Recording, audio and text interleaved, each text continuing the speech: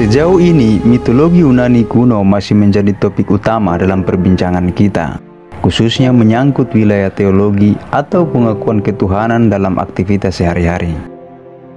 Di era pra-Renaissance, antara dewa, manusia, dan alam dianggap memiliki keterkaitan satu sama lain, seperti bagaimana terjadinya badai, longsor, ataupun perkara nasib manusia semisal kematian atau hal lainnya.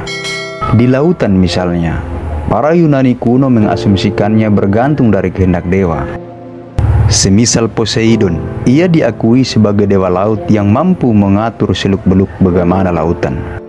Sebaliknya nasib manusia, seperti kematian, rezeki, kesehatan, semuanya dianggap dewalah sebagai tuannya. Karena asumsi besarnya keterlibatan dewa-dewa itu, sampailah muncullah ritual-ritual sesembahan kepada para dewa-dewa. Menyoal dewa-dewa, pernahkah kalian melihat gambar seperti ini? Entah di majalah komik, film, atau buku-buku sejarah Anda. Ini adalah Eros. Kata turunannya adalah erotis. Eros disebut juga Cupido atau Amor dalam bahasa Yunani. Dan biasa ia dilambangkan dengan anak kecil bersayap yang selalu membawa busur dan anak panah. Di mitologi Yunani, ia adalah dewa cinta dan juga disembah sebagai dewa kesuburan. Sampai istilah Eros merupakan sebuah kata dalam bahasa Yunani yang berarti cinta. Atas pengakuannya sebagai dewa, akhirnya perkara cinta pada manusia selalunya melibatkan Eros. Darinya akhirnya manusia melakukan permohonan kepadanya. Konon dikisahkan ketika seseorang jatuh cinta, berarti ia telah tertembus busur panas Eros. Dengan kata lain, goresan panas Eroslah sehingga ia tenggelam dalam cintanya, atau Eroslah dewa pengabul atas lahirnya perasaan yang dicintainya. Dalam sejarahnya, Eros dikisahkan sebagai anak dari Dewi Afrodit atau Dewi Kecantikan. Terkait Eros dan ibunya, ada cerita menarik terkait mereka. Terkisahkan, kala itu ada seorang wanita bernama Psyche. Ia terbilang sangat cantik. Bahkan sekalipun berasal dari bangsa manusia, kecantikannya melebihi kecantikan Dewi Afrodit selaku Dewi Kecantikan itu.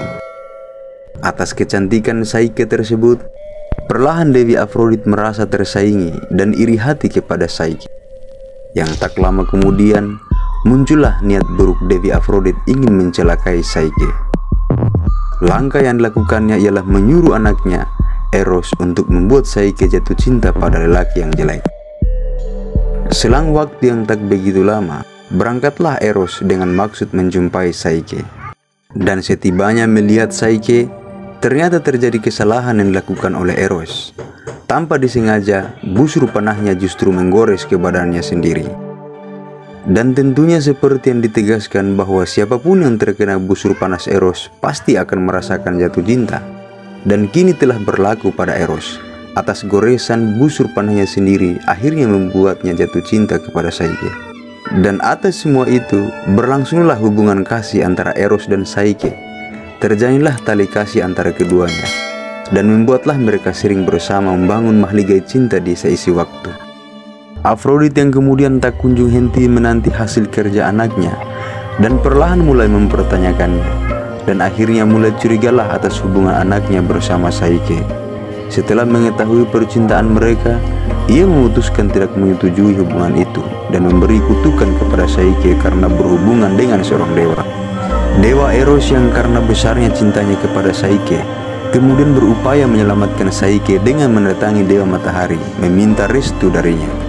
Zeus selaku Dewa Matahari mengabulkan permintaan Eros dan menyatakan bahwa mereka boleh hidup bersama. Boleh hidup bersama antara dewa dan manusia.